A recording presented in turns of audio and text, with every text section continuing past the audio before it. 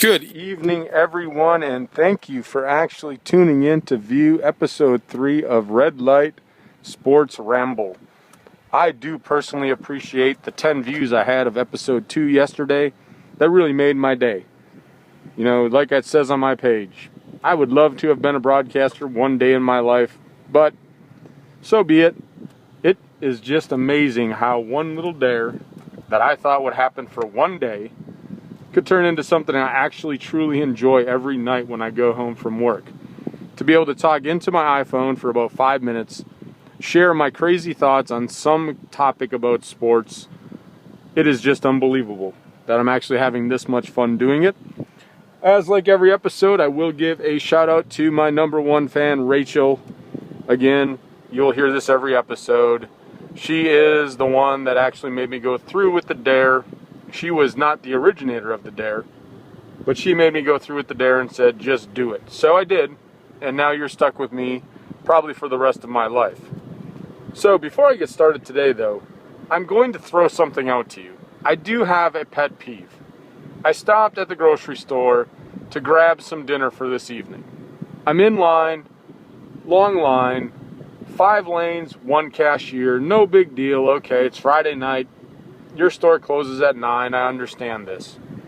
However, how many of you are going to throw a big hissy fit in line because the register rang up the wrong price for 10 cents?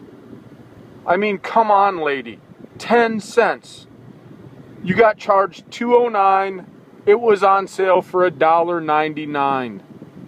Stop making us wait behind you. You actually called for a manager for 10 cents. Ridiculous. You know what? I will give you 10 cents, lady. I want to go home and I want to eat my food. So, that was my pet peeve for tonight. But it actually got me all jacked up to do my Light Sports Ramble for tonight because I am excited. I said in episode 2, I hope it's classic Game 7. It was not a disappointment last night. I was on the couch, game started, sloppy play in the first quarter. However, there was no time during that game that I think that one team or the other was going to seize the moment and blow the other team out. Mini runs, 5-6 points here and there, but none of those massive 18-2 runs that we were used to seeing in games 2 through 5. It was a classic game.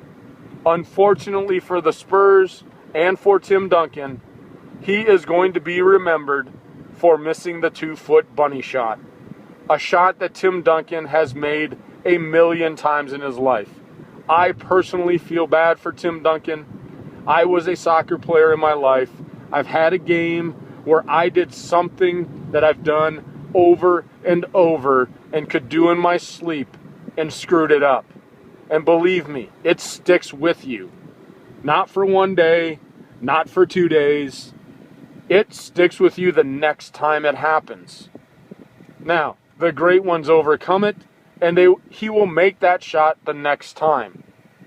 Unfortunately, biggest stage, millions of people watching, and he missed it. Now, I'm not saying if he makes it that the Spurs are going to win. I'd even mentioned in episode 2, it will be LeBron's night. He will win ring number 2, which he did.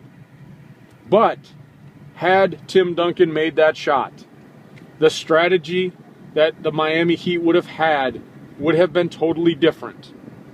After the miss, now they're attacking. They're up by 2. They can make it a 2-possession game, which they did. Had Tim Duncan made the shot, it changes the whole strategy. So with that in mind, I feel bad for Tim Duncan. I hope he gets over it. I said yesterday it may be his last go. I hope not. I hope his career does not end with that missed shot. I'd like to see him back to play again next year. I think the Spurs have a good team. I think they might need to get rid of Ginobili, because he certainly didn't show up in these finals. I don't know where he was. But for Tim Duncan's sake, I hope he can come back next year. I hope the Spurs can make another run. And for the big three in this offseason, what is going to happen? Will Riley keep them together? I don't know. It's tough to say. Bosch was streaky. I thought he had a great Game 6. I claimed he was the MVP of Game 6. Where was he in Game 7? Very inconsistent for a man making over $10 million a year. So there's some decisions for the Miami Heat. Do they go for 3? Or do they break the big three up and try to get some more weapons that will actually give them a better shot to win the title? It is hard to imagine that we're thinking a better shot for them to win the title with the big three. The answer is yes, because they struggled in the conference final with the Pacers and against the Spurs. So Riley has some decisions to make. It will be interesting, and I'm sure there will be another episode of Red Light Sports Ramble when a decision is made as to what to do with the big three. So with that in mind, I am arriving at home. This episode of Red Light Ramble is going to end. So again, like always, I will see you at the next red light. Have a great night. Talk to you soon.